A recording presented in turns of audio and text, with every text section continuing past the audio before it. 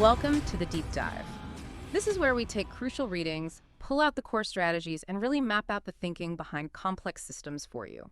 Today, we're zeroing in specifically on mastering the strategic thinking, the methodology that underpins modern global security operations. Our goal is to help you not just understand military planning, but to, internalize that core doctrine, to see the world really through the eyes of commanders and their staff. It's an ambitious mission for this deep dive, extracting the fundamental principles of strategic and operational design and doing it straight from the source material. And we've got a pretty powerful stack of documents to work with today. We're drawing from four main texts. First, there's Creativity and Military Complexity, Design, Disruptors and Defense Forces by Kara Wrigley and Murray Simons. Second, we have some really critical excerpts related to the joint planning process itself. Third, the Foundational Doctrine, Joint Publication 5.0 Joint Planning, the July 2025 version. And finally, we're looking at the U.S. Army War College Guide to National Security Issues, Volume 2. National Security Policy and Strategy, edited by J. Boone Bartholomew's Jr. Yeah, and taken together, this material really shows us how military planning has fundamentally shifted. It's not about just preparing for the last war anymore or, ticking boxes on some linear checklist. The modern approach these sources describe is one of continuous thinking, continuous cognition. It's about moving away from seeing challenges as predictable, maybe just complicated, and really grappling with profound uncertainty. And operational design, along with the joint planning process, these are the methodologies, nonlinear, adaptive, that are used to translate that high-level national direction into specific, actionable military plans. Right. And the absolute first step in doing that translation effectively is taking a really honest look at the playing field, understanding the world you're trying to plan for. Absolutely. That's the critical starting point these sources hammer home. The contemporary operational environment isn't defined by static problems you can just solve. It's defined by complexity, by constant change. Okay, so let's start right there with defining that environment. Creativity and Military Complexity gives us a really useful acronym for the current strategic state. VUCAN. That stands for Volatile, Uncertain, Complex, Ambiguous, and Novel. VUCAN. VUCAN is it's really this comprehensive way of acknowledging just how unstable the landscape of conflict and competition is now. But to really get the planning implications, we need to unpack what each of those elements actually means for, say, a commander's decision cycle. Take volatility. That's about the sheer speed and scale of change. Threats, crises, they can just explode or pivot almost overnight. And uncertainty, well, the source suggests it's more than just not having enough information. It's about not knowing the likelihood or the impact of potential events, which forces planners then to rely on predictive models that might have huge margins of error, right? Exactly. Huge margins. And then you hit complexity. We'll dig into that in a moment, followed by ambiguity. That's the confusion about what you're actually seeing. Are these actions hostile or just provocative? Is your competitor acting from a position of strength or maybe desperation? The signals can be contradictory, incomplete. And the last one, novelty, maybe the toughest.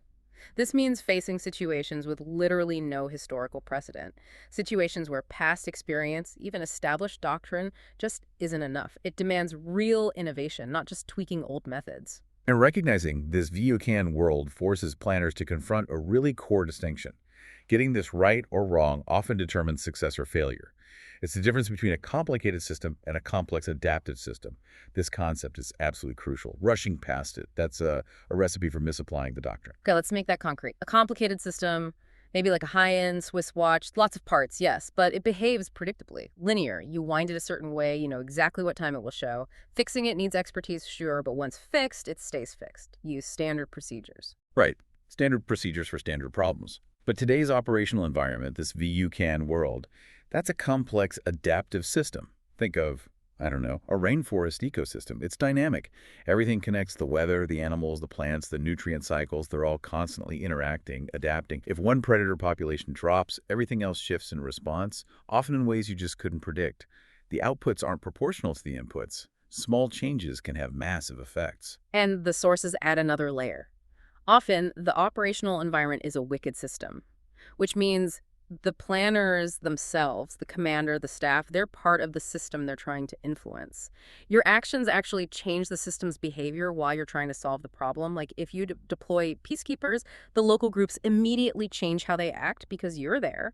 Yeah, you're not an outside observer. And this is precisely why those traditional functionalist approaches often fail. the linear, predictable methods built for complicated problems. They just can't cope with the escalating uncertainty, the non-linearity of complex adaptive systems. That failure isn't just tactical, it's a fundamental strategic risk.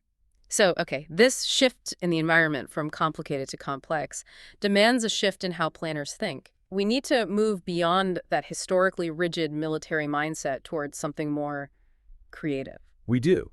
Creativity in military complexity draws a really important contrast between two essential ways of thinking needed today: convergent thinking and divergent thinking. Convergent thinking is what we often associate with traditional military planning. It's logical, systematic. It uses reductionism, breaking things down to find that single correct solution, the one best answer, and it's valuable, especially under pressure. It aligns with discipline, speed, standard operating procedures. Very useful. But it can't be the only tool, right? That's where divergent thinking comes in. Exactly. Divergent thinking is the mode that generates, well, unrestrained, imaginative ideas. It's about expanding your mental models, exploring possibilities, not narrowing them down, facing a novel threat. You absolutely need divergent thinking to even conceive of a novel response. You can't converge on an answer that doesn't exist in your current options list. The sources specifically warn about misapplying these, right? Using convergent thinking on complex problems. They call it shoehorning complicated solutions onto complex adaptive systems. Yes, shoehorning. It's a great image. And what does that look like? Well, it might be trying to apply a classic maneuver doctrine, one that worked perfectly against the state army in, say, 1980, to a modern hybrid threat that operates mainly in the information space. The old solution feels comfortable, it's familiar, but applying it to the wrong type of problem, the results can be, well, disastrous. Okay, but this creates a huge tension within any big structured organization, like a military. If divergent thinking is so critical, why do these sources list so many reasons why organizations, especially defense forces, struggle to embrace it? Because the institution itself, its culture, naturally favors and defends convergent processes. It's built for efficiency and predictability in many ways. You see a pervasive fear of failure. That immediately tends to squash ideas that seem risky or unconventional. Makes sense? Then you have the rigid command structures. These can stifle autonomy, demanding conformity to established norms, not rewarding outliers. Time pressure is another big one. Time constraints always prioritize the immediate, measurable demands, the urgent, over the deep, imaginative, strategic thinking, the important that divergent thinking requires. It takes time to brainstorm and explore. And the metrics, the drive for things you can easily measure, the expectation of positivism, as the text calls it. We like clear metrics, tangible results. So naturally, that favors known, convergent methods that promise calculable outcomes, even if those outcomes aren't actually solving the real, complex, strategic problem. That bias leads straight to reductionist approaches. We try to simplify complex warfare into neat, manageable components. We call it stovepiping the problem, right? Each specialty tackles its piece in isolation. And that actively inhibits innovation because it prevents you from seeing or exploring those holistic, maybe interdisciplinary solutions that are often way better suited for today's security challenges. There's a classic example that illustrates this danger perfectly. The risk of reductionism, of cognitive blind spots, especially when those organizational pressures are high. It's the World War II story about survivorship bias. Yes. It's such a critical lesson in challenging your assumptions. The problem, as you know, was figuring out where to add extra armor plating on Allied bombers to reduce losses. Right. So the analysts did the logical convergent thing. They studied the planes that came back from missions. They meticulously mapped out where all the bullet holes were, and they found the densest concentrations on the wings, the fuselage, the tail surfaces. So the initial seemingly logical conclusion was reinforce those areas. Put the armor where the planes are getting hit most often. But that was completely wrong, wasn't it? Because they were only looking at the survivors, the planes that made it back. Exactly. The critical insight came from thinking divergently, asking, what about the planes that didn't return? Where were they getting hit? The areas where the returning planes had no holes, the engines, the cockpit, key parts of the fuel system, those were the truly vulnerable spots.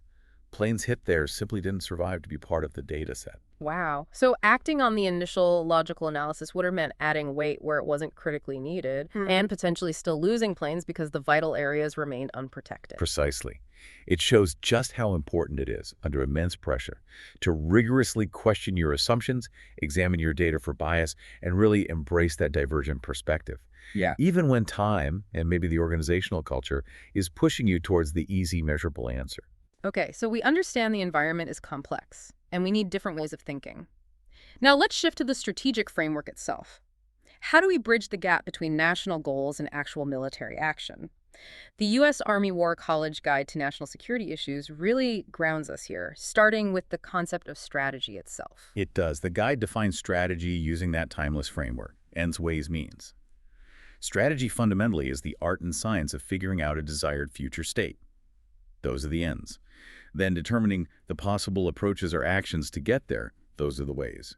And finally, identifying the authorities and resources needed. Those are the means.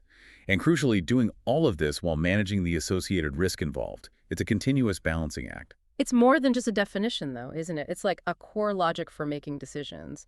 But the sources stress strategy can't exist in a vacuum. It has to be rooted in political reality. Absolutely fundamental. The guide brings us right back to Clausewitz's famous point. War is an instrument of policy. Politics is the starting point. Any major military proposal, any plan, has to be worked out understanding the political context, the political goals. Because military force is just one tool the nation has. The objective isn't military victory for its own sake. It's achieving the political objectives set by the civilian leadership. So, that strategic context. It's the absolute first principle of operational design. And that political reality starts with defining what the nation actually cares about its national interests. The sources outline those core enduring interests for the United States: enhancing security, promoting economic well-being, and advancing democratic values and human rights. These broad interests set the boundaries, right? They define the parameters for what goals are actually worth pursuing and are achievable with the nation's power. Exactly. But interests can be pretty broad. To actually guide planning and resource allocation, we need to understand the intensity of those interests. The War College Guide gives us 4 categories here, which are really critical for decision makers: survival, vital, important, and peripheral. Getting this categorization right seems crucial. It dictates how much risk the nation is willing to take, how many resources it's willing to commit. The toughest distinction often seems to be between survival and vital interests. It really is. A survival interest implies an imminent existential threat. The nation's very existence or its fundamental way of life is at stake, demanding immediate, potentially all-out action. A vital interest, on the other hand, is also critically important to national well-being, maybe even survival in the long run. But the threat isn't immediate. It might be catastrophic down the road, but perhaps there's time for diplomacy, economic pressure, other tools before military force becomes the necessary option. So the key difference often boils down to time. Imminence. Okay, so policy sets the direction based on these interests. Now, let's bring in Joint Publication 5.0, the planning doctrine. It forces a reality check, doesn't it? Especially regarding the gap between the desired ends and the available means. Planning has to be realistic. It operates under conditions described as resource-informed and time-constrained. Yes, and this is the brutal reality check of strategic planning. Planners must assume that the joint forces will fight with what they have right now. Current readiness levels, current troop posture, current equipment, with very little time to make big changes. You can't plan based on hope for future capabilities. This forces a really hard-nosed assessment of the means available today.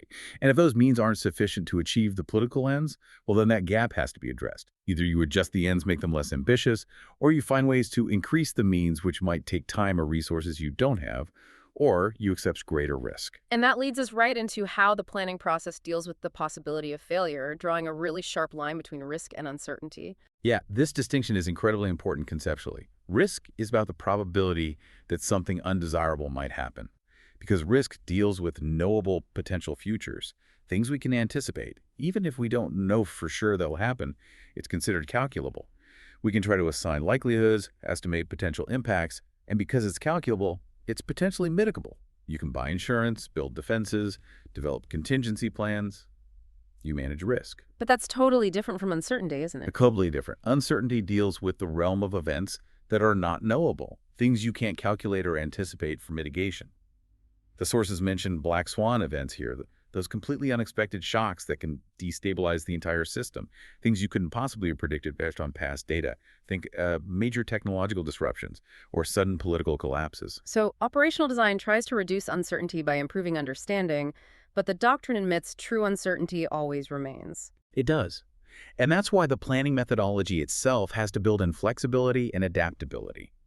Things like branches and sequels, which we'll get to, are designed to help the force withstand the shock of the unknowable, the truly uncertain. Planning against risk is about management. Planning against uncertainty, that's really about building resilience. Okay, so this need to manage uncertainty, to bridge that gap between abstract policy and concrete military action, that's the core job of operational design. Joint Publication 50 defines it as a methodology. It's there to help the Joint Force Commander and their staff really understand that complex operational environment, define the actual problem they need to solve, and then develop the operational approach. And crucially, operational design isn't a one-shot deal.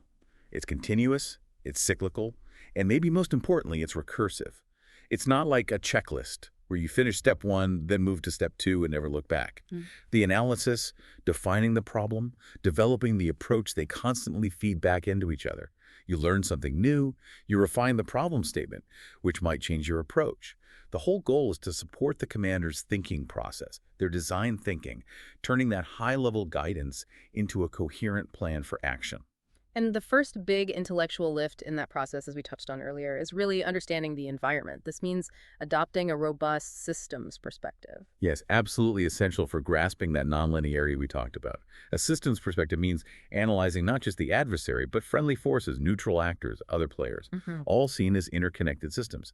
We use the political, military, economic, social, information, and infrastructure PMESII framework to break this down. You have to look at how all these dimensions interact within each actor and between actors. You're not just counting enemy tanks. You're looking at, say, how their political leadership depends on a specific economic sector. Exactly. And how that economic system might be vulnerable to an information campaign that targets the social fabric using specific infrastructure. Okay, let's pause there because that's key. This PMESII, political, military, economic, social, information, and infrastructure analysis. How does seeing those as interacting systems actually work in practice during planning? Well, imagine an adversary's military strength relies heavily on a fragile supply chain. That involves their military system, obviously, but also their economic system. Now, suppose that supply chain runs through a specific region where the population feels marginalized by the central government that brings in the social and political systems. An operational approach might not involve a direct military attack on the supply chain itself.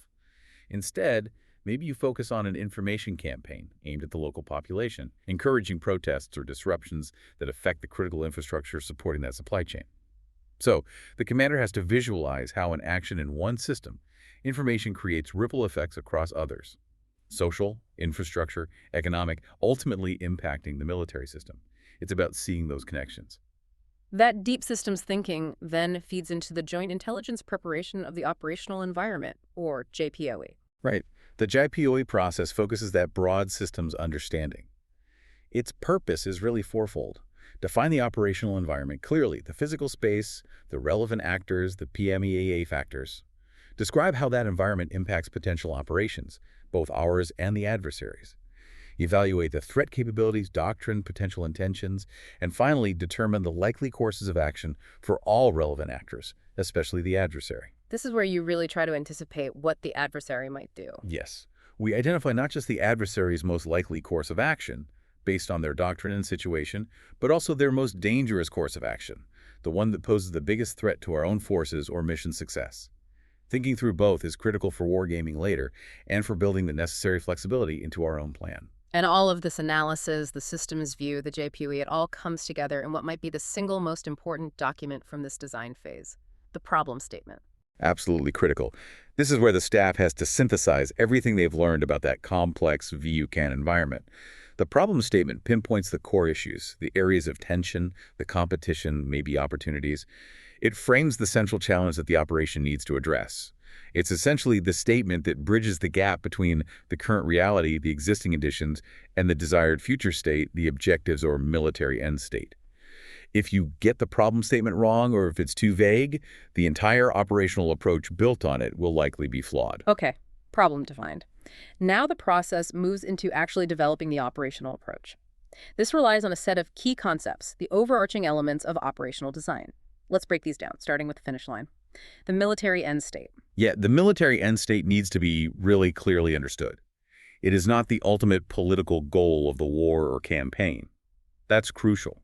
It's defined as the specific set of military conditions that, once achieved, mean the military instrument of national power is no longer the primary tool needed to achieve the remaining national objectives. Military forces might still be involved, maybe for stability operations or deterrence. But other instruments like diplomatic, informational, or economic power should now be taking the lead. Defining this correctly is vital. Too ambitious, and you overcommit military forces. Too limited, and you might fail to set the conditions for overall political success. Next up are the objectives. These seem more straightforward, the goals you're trying to achieve. They are, but they need to be clearly defined, decisive, and attainable. They flow directly from the policy guidance and the overall strategy.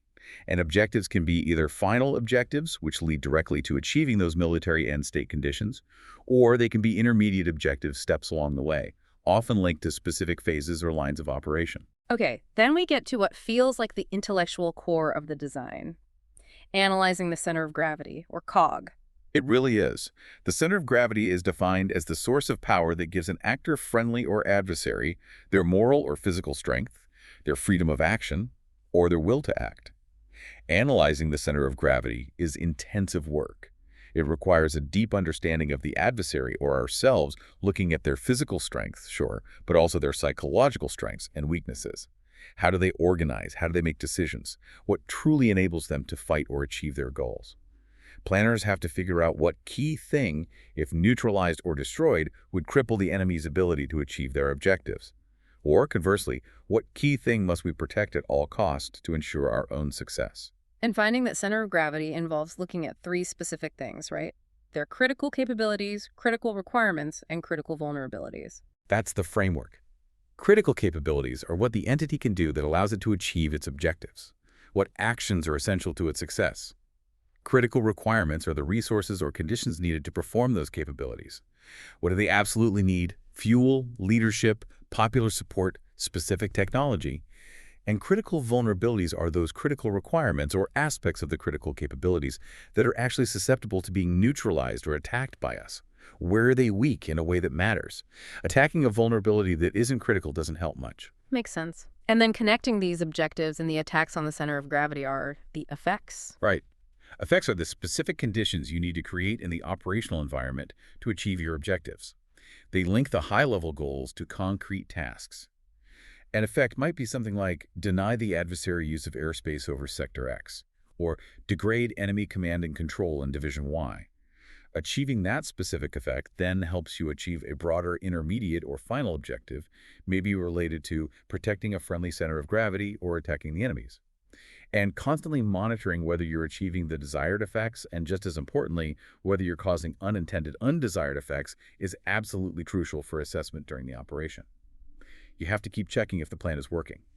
Now, the way these objectives and effects are logically connected and visualized in the plan, that brings us to lines of operation and lines of effort.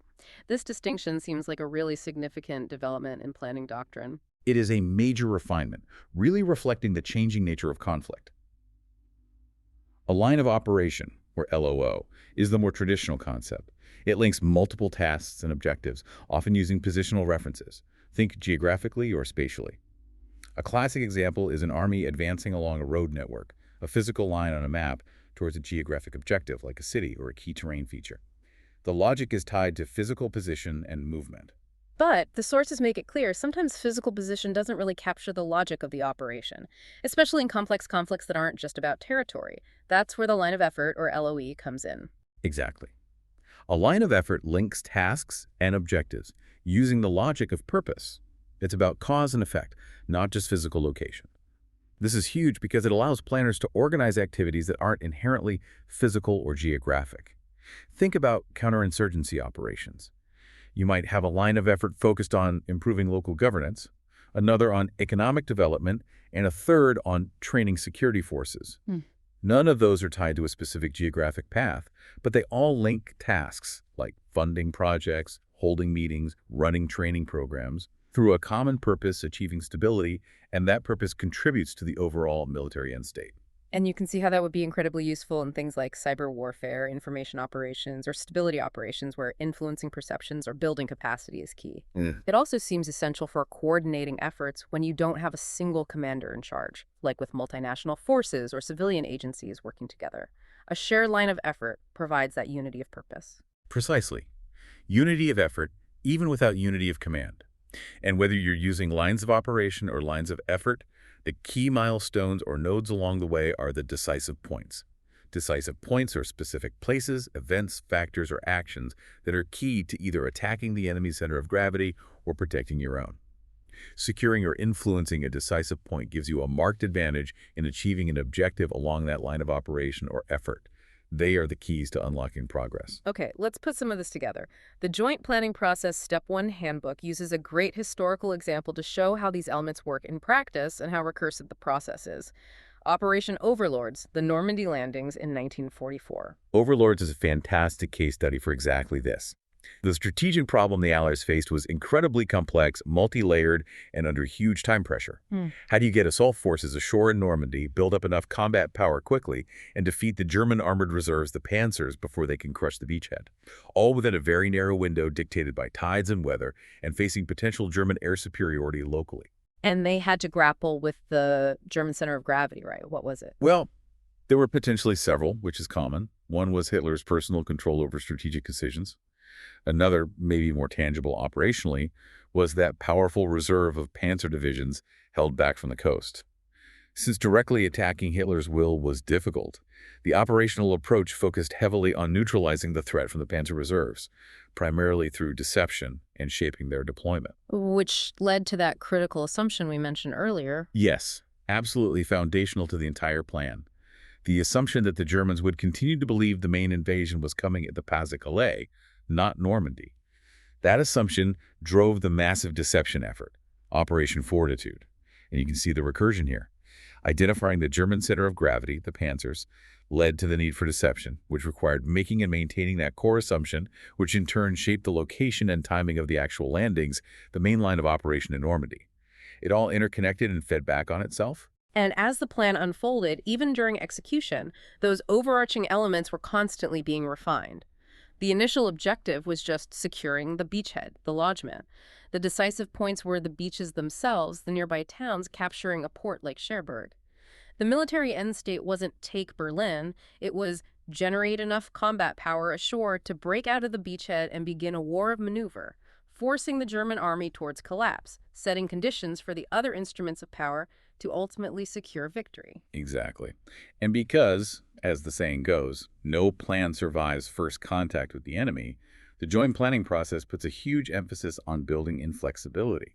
A key tool for this is the use of decision points. Right. A decision point isn't just any decision. It's specifically defined as the latest time a commander anticipates having to make a crucial decision about a specific course of action. It's about institutionalizing adaptability. It is. You identify these potential crossroads in advance, and then you link them directly to specific intelligence needs. We call these priority intelligence requirements, or PIR, things the commander must know about the enemy or the environment to make the decision. And friendly force information requirements, or FFIR, things the commander needs to know about our own forces. So you're essentially setting triggers for decisions. Pretty much. These links are often tracked using tools like a decision support matrix. The whole idea is to avoid being caught completely by surprise and having to make a critical decision unprepared. If a specific intelligence requirement is met, for example, the PIR, has the enemy's main armored reserve begun moving towards Normandy? Gets answered yes, that triggers a linked decision point. The commander then knows they need to choose immediately from pre-planned options, which we call branches. Okay, so branches are those pre-planned what-if scenarios, options you build into the main plan just in case. Exactly. They address anticipated, maybe less likely, enemy actions or significant changes in the environment. Having branches planned allows the main effort to continue even if something unexpected happens, because you've already thought through how you'd react. And then there are sequels. How are they different? Sequels look further ahead. They're about planning for what comes after the current operation concludes, based on its possible outcomes. Did we achieve a decisive victory? Did we end up in a stalemate? Or did we suffer a setback? Sequels anticipate these possibilities and outline the subsequent operations or transitions needed for each. For instance, if the current operation results in a stalemate, the sequel might involve shifting to long-term stability operations, or maybe supporting a renewed diplomatic push. They ensure operational continuity. Now, shifting back slightly to that space before major conflict fully erupts the realm of continuous competition.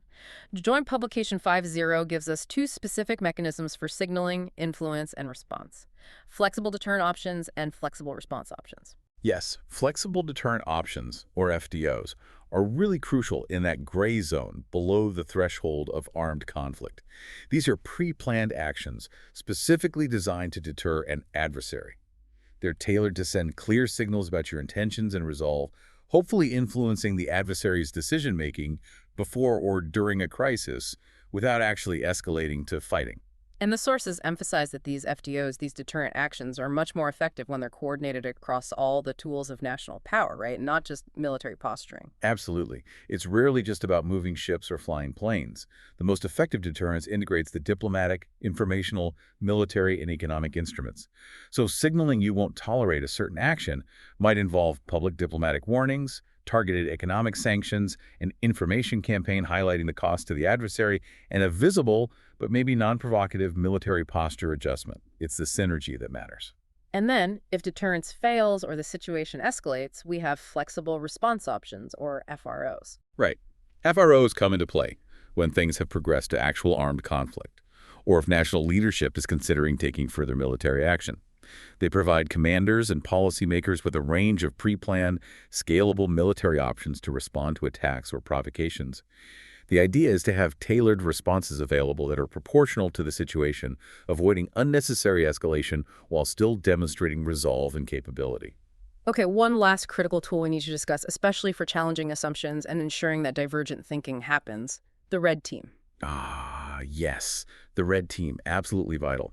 It's defined as an organizational element, importantly, with an independent capability.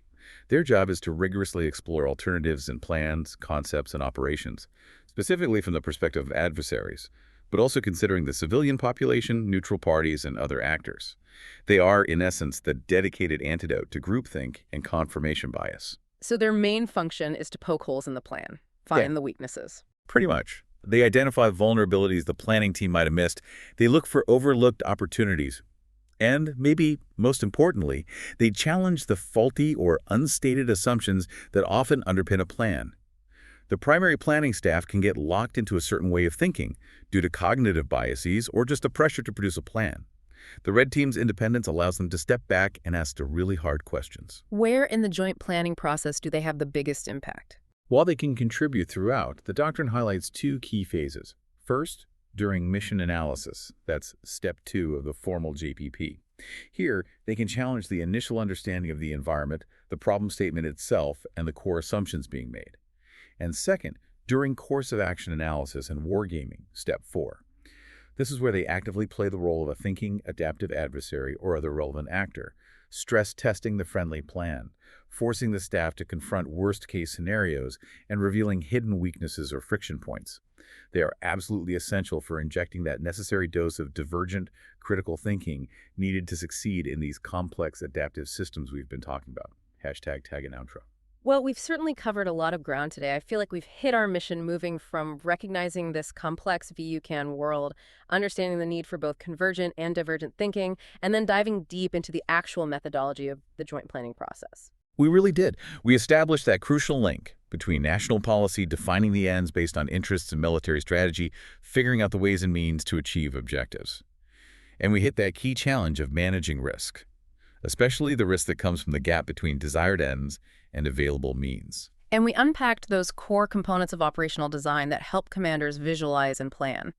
Defining that nuanced military end state, the intense analysis needed to identify the center of gravity, setting clear objectives and effects, and using the flexibility of both lines of operation and lines of effort, recognizing how vital the latter is for competition beyond the physical domain. But, the sources, especially creativity and military complexity, end with a pretty stark warning. It's about organizational inertia. The text points at this deep tension, this dichotomy, where organizations might empower creative, rapid decision-making during a crisis, but then actively stifle that same initiative during peacetime. This can lead, as they put it, to performance constrained by years of Pavlovian responses to disempowered linear thinking. Innovation hubs created in wartime, they warn, often just gather dust and peace. That's a powerful caution. So let's leave you, our listener, with a final thought to mull over, something provocative building on these sources. Considering the incredible depth and the clear necessity of this joint planning process doctrine we've discussed, and knowing that success in complex adaptive systems demands that divergent creative thinking, how will you, in peacetime, actively cultivate the cognitive courage needed? The courage to sometimes embrace the 80% solution, good enough, fast and adaptable, and push back against that bureaucratic inertia, that gravitational pull towards comfortable, linear thinking that the sources warn leads inevitably to strategic stagnation. Yeah, it's a real leadership challenge. It means actively rewarding intelligent risk-taking, creating protected space for nonlinear thought, even, maybe especially, when it challenges the established hierarchy or the easy answer. That cultural shift, that's the real ongoing strategic work, isn't it? It really is. That seems like the perfect place to wrap up this deep dive into strategic military planning. Thank you for joining us.